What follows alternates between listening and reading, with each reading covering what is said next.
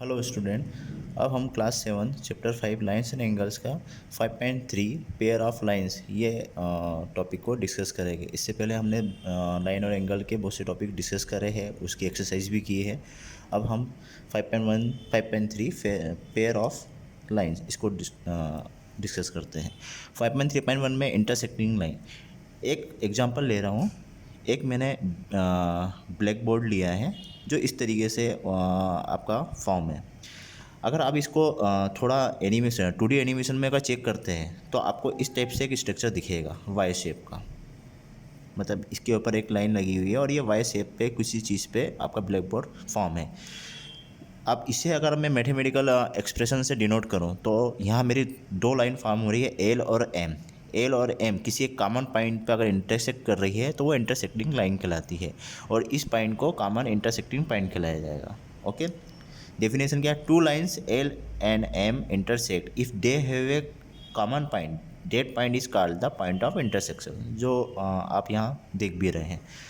अब हम 5.3.2 ट्रांसवर्सल इसके बारे में एक्सप्लेन करते हैं। आपने देखा होगा कि दो रोड आपके पास है, ये दो रोड आप है और एक सेम ब्रिज उसके ऊपर से फॉर्म हो रहा है। अगर इसे हम मैथमेटिकल एक्सप्रेशन में चेक करते हैं तो मान लीजिए कि दो लाइन है मेरे पास एल और एम, उससे एक थर्ड लाइन पी इंटरसेक्ट कर रही है। ठीक है, अब इसमें आप देखेंगे कि एक ही लाइन दोनों पैरेलल लाइनों को अगर इंटरसेक्ट करती है तो वो ट्रांसवर्सल कंडीशन वहाँ फॉर्म होती है। ए लाइन डेट इंटरसेक्ट टू और more lines at distinct point is called transversal. L मेरी इस इंक्लाइन डायरेक्शन में है, एम मेरी इस डायरेक्शन में आगे मूव हो रही है। इस पर मैंने पी जब फॉर्म कर रहा हूँ तो ये मेरे दो पॉइंट पे इंटरसेक्ट कर रही है, इसे मैं ट्रांसवर्सल कंडीशन बोलूँगा। ठीक है, ये ट्रांसवर्सल की कंडीशन है। अब मान लीजिए कि एक फॉर्म है आपका इस तरीके से क्रॉसिंग स्ट्रक्चर है। मेरे पास एल और एम यहाँ भी दो लाइन्स हैं, जैसे यहाँ एल और एम मेरे पास लाइन थी और पी इनके ऊपर क्रॉसिंग पॉइंट पे इंटरसेक्ट कर रही है इस पॉइंट पे, पर ये ट्रांसवर्सल नहीं कहा जाएगा। ट्रांसवर्सल के दो पैरेलल लाइन एक लाइन पे एक जो थर्ड लाइन है वो दो पॉइंट पे इंटरसेक्ट होना चाहिए, उसे ट्रांसवर्सल कहेंगे। ओके, अब एंगल मेड बाय ट्रांसवर्सल। अब इस तरीके की जो स्ट्रक्चर है जिसमें एल और एम और एक पी इसको इंटरसेक्ट करके जो ट्रांसवर्सल जब इसको फॉर्म कर देती है तो कुछ एंगल फॉर्म होते हैं। अब यहाँ देख सकते हैं आप एंगल 1 2 3 4 ये एंगल यहाँ डिनोट हुए हैं। एक 5 6 7 8 यहाँ टोटल 8 एंगल यहाँ पे फॉर्म हुए हैं इस एंगल पे। अब इस ट्रांसवर्सल के केस में इन एंगल्स के कुछ डिफरेंट नाम्स और कुछ स्पेसिफिकेशन होते हैं जिसे हम यहाँ समझेंगे। अगर मैं इस लाइंस की बात करूं कि इंटीरियर एंगल यहाँ फॉर्म हो रहा है, अब इंटीरियर एंगल कहाँ होगा? जो ये लाइन एल है, इस लाइन एल और इस लाइन एम के अंदर की तरफ जितने भी एंगल हो गए उसे मैं इंटीरियर एंगल कहूँगा। इस एल के इस तरफ और एम के अंदर की तरफ, ये दोनों का इनर पार्ट है और ये सभी आउटर पार्ट है। ये सभी आपके इनर पार्ट, ये आपका आउटर पार्ट। सेम केस ये भी आपका आउटर पार्ट। ओके, अब यहाँ इंटीरियर एंगल कौन कौन से हो जाएंगे मेरे? एंगल 3 4 5 6, एंगल 3 एंगल 4 एंगल 5 और एंगल 6, ये सभी मेरे इंटीरियर एंगल। अब एक्सटर्नल एंगल किसको कहेंगे? जो इस इनर पार्ट से बाहर की तरफ है। जैसे इसका आउटर पार्ट कौन सा है? एंगल 1 और एंगल 2, ये आउटर पार्ट हो गया। सेम के इधर का आउटर पार्ट कौन सा है? 7 एंड 8, एंगल 7 और एंगल 8, ये आउटर पार्ट हो गया। अब पेयर ऑफ कोरस्पॉन्डिंग एंगल्स। अब पेयर ऑफ कोरस्पॉन्डिंग एंगल्स में क्या? ये दो लाइन है, इस लाइन पे ये मेरी पी इंटरसेक्ट कर रही है।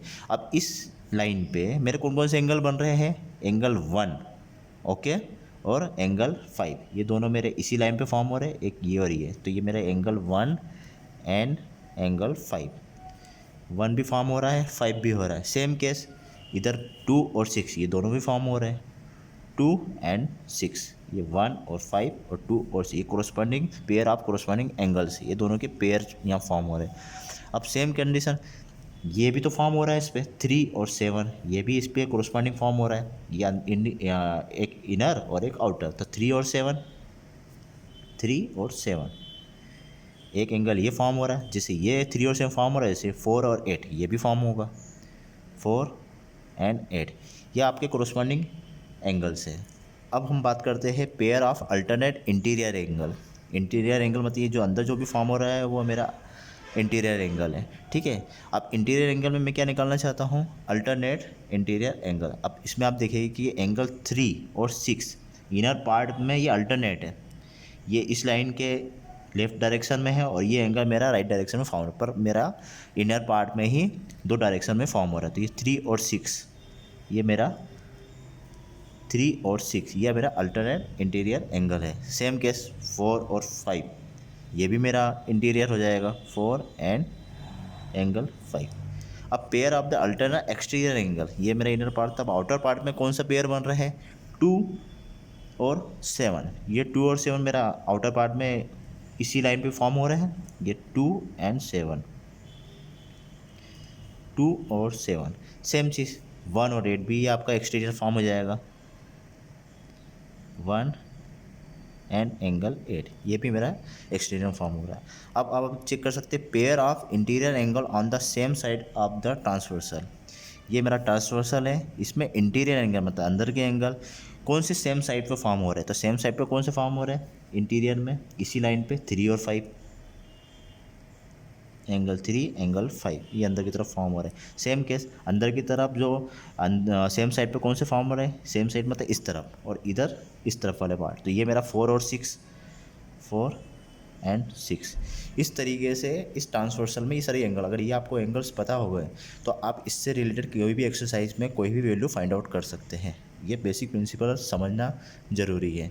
ओके, इसके बाद हम इस पर एक्सरसाइज में जो क्वेश्चन है उसको सॉल्व करेंगे। Okay, thank you.